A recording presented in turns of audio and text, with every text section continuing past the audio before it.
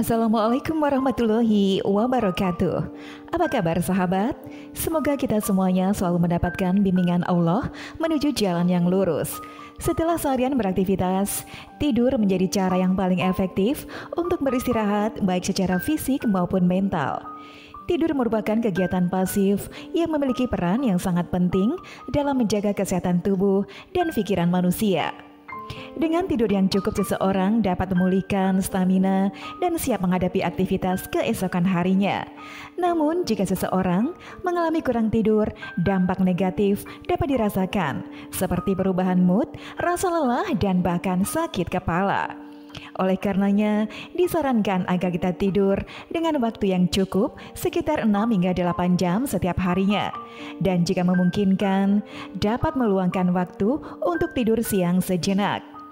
Dalam Al-Quran, terdapat kutipan yang menyebutkan bahwa tidur di malam dan siang hari merupakan salah satu tanda kekuasaan Allah dan juga mengajarkan kita untuk mencari rahmat-Nya. Surah Ar-Rum ayat 23 mengatakan, "Dan di antara tanda-tanda kekuasaannya ialah tidurmu di waktu malam dan siang hari, dan usahamu mencari sebagian dari karunia-Nya. Sungguh pada yang demikian itu benar-benar terdapat tanda-tanda bagi kaum yang mendengarkan." Meskipun demikian, ternyata terdapat beberapa waktu yang tidak disarankan untuk tidur dan yang disarankan. Kapankah waktunya tidur? Maka dari itu, demi meraih rahmat Allah, sebaiknya kita mempelajari kapan saja waktu yang dimaksud. Dalam ajaran Islam, tidur juga memiliki panduannya sebagaimana tercantum dalam sebuah hadis yang disampaikan oleh Nabi Muhammad. Ketika hendak tidur, lakukanlah wudhu seperti yang dilakukan sebelum sholat. Setelah itu, berbaringlah menghadap ke sisi kanan tubuhmu, lalu ucapkanlah, "Ya Allah, aku menghadapkan wajahku sepenuhnya kepadamu dan menyerahkan segala urusanku kepadamu dengan harapan dan takut kepadamu. Tidak ada tempat berpaling dan tempat berlari darimu kecuali hanya kepadamu. Ya Allah, aku berfirman dan aku beriman kepadamu yang Engkau turunkan dan kepada nabimu yang Engkau utus." Dengan begitu, jika kita meninggal dalam tidur, kita akan meninggal dalam keadaan fitrah. Rutinitas tidur kita biasanya berpola atau berulang-ulang pada waktu yang sama. Pola tidur manusia ini memiliki dasar yang terdiri dari dua faktor, yakni porsi dan sirkadian ritme. Porsi tidur mirip dengan porsi makan, artinya jika sudah cukup kenyang, maka tidak bisa tidur atau makan lagi. Sementara sirkadian ritme adalah irama 24 jam dalam tubuh manusia.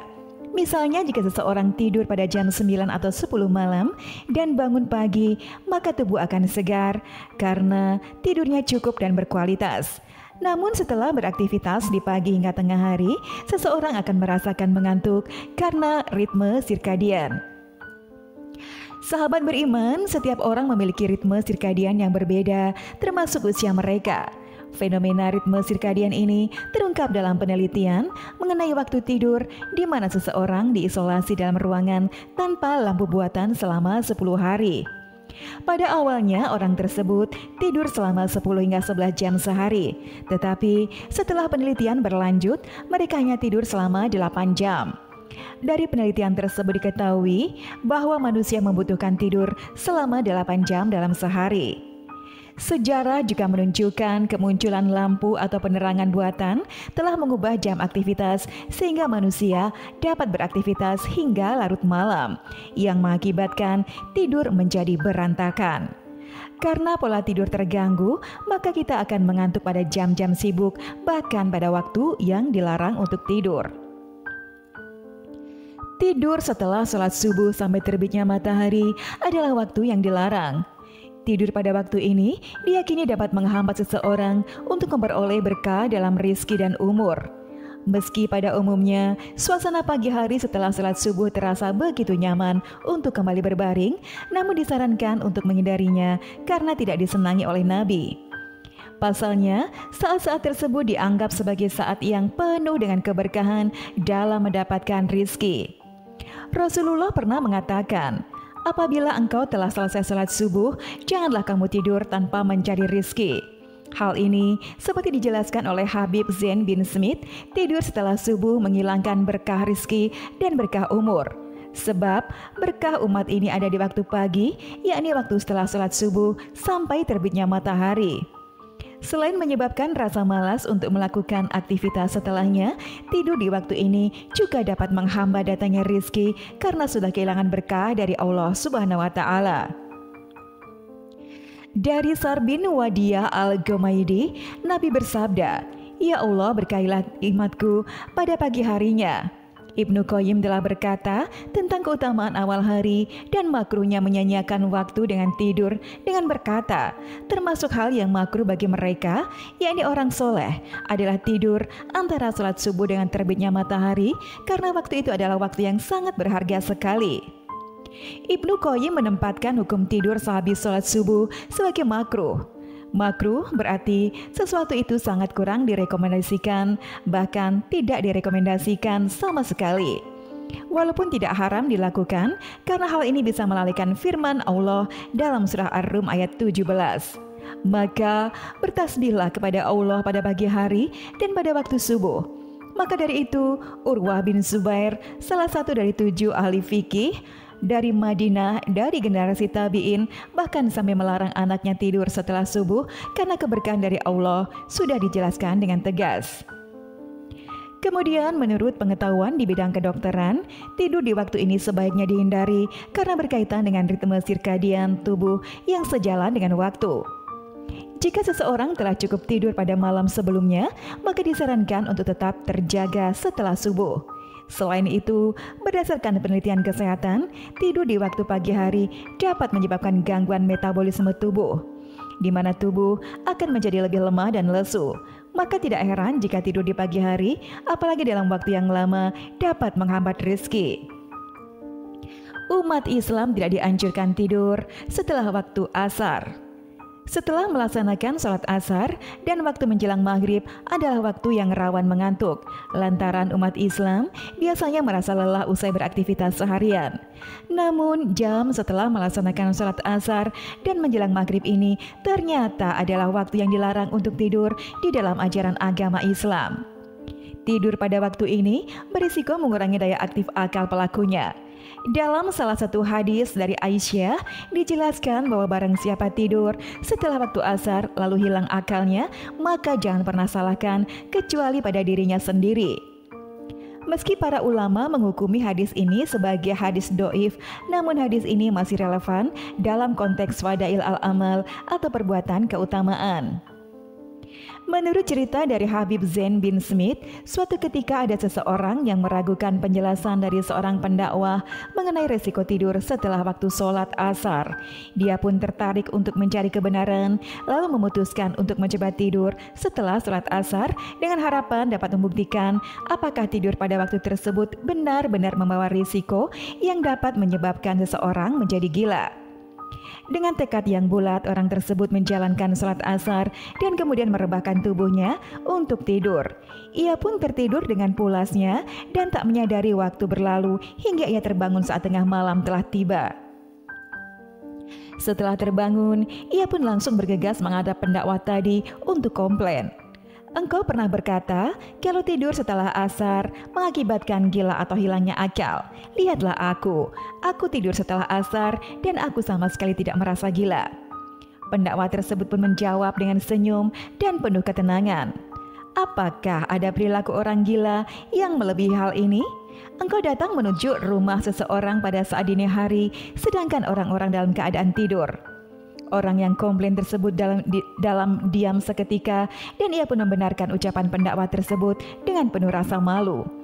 Memang jika kita rasakan sendiri, setiap kali kita tertidur di waktu sore, tepatnya waktu asar akan merasa kebingungan setelah bangun dari tidur.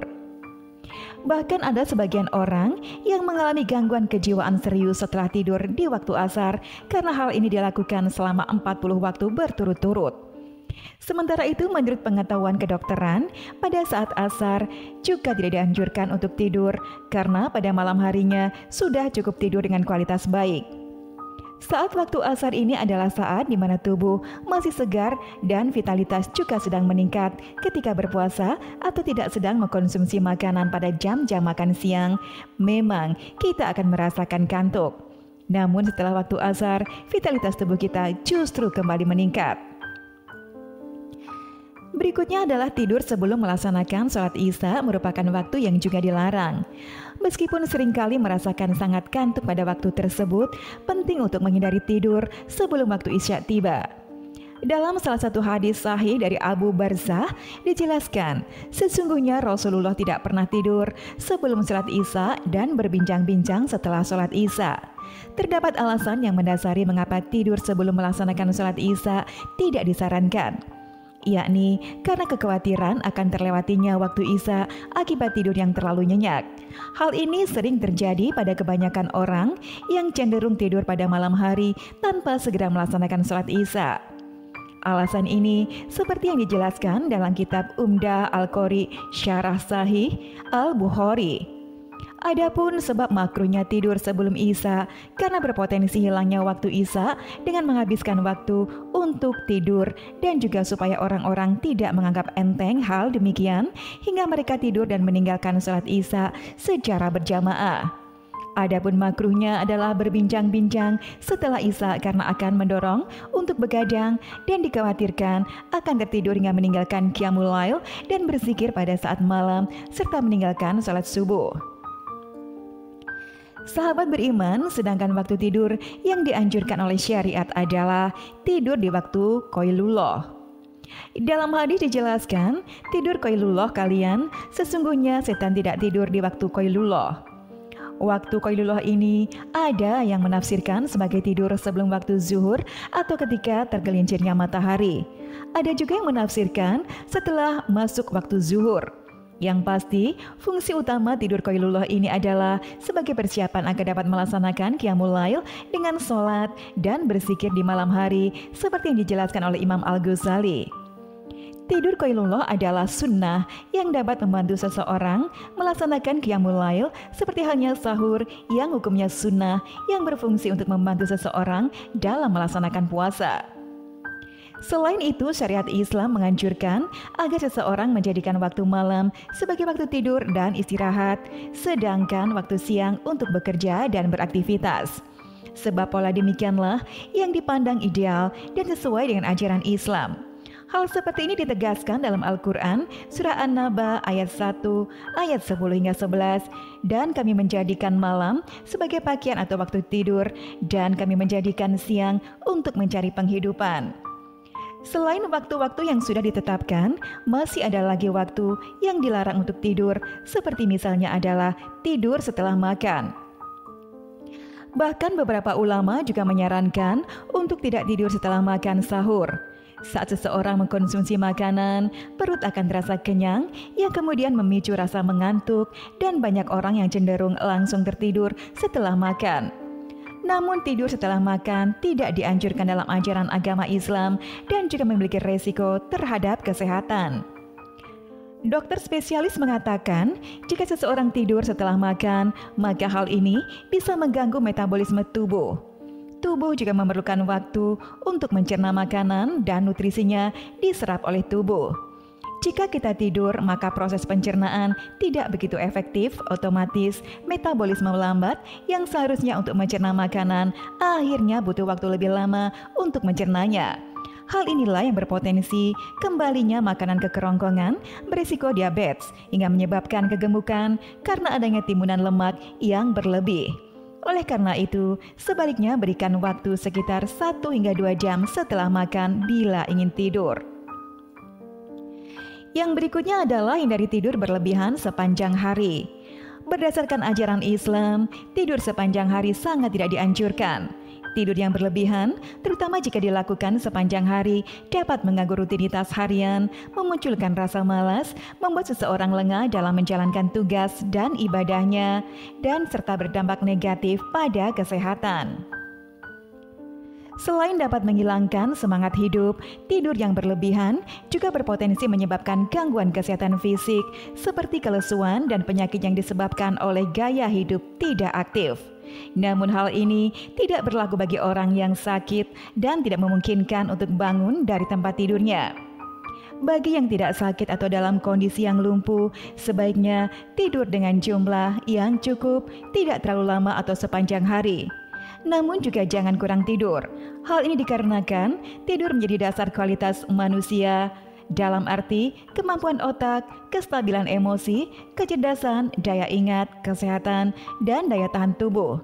Jika kurang tidur, kolesterol dan gula darah dapat naik, menyebabkan peningkatan berat badan, hipertensi, diabetes, penyakit jantung, dan meningkatkan resiko kanker. Terlebih bagi kaum hawa, durasi tidur kurang dari 7 jam tiap malam berisiko mengalami kanker payudara sebesar 37%. Wallahu a'lam bishawab. Demikianlah yang bisa saya bagikan. Mudah-mudahan bermanfaat untuk kita semua. Wassalamualaikum warahmatullahi wabarakatuh.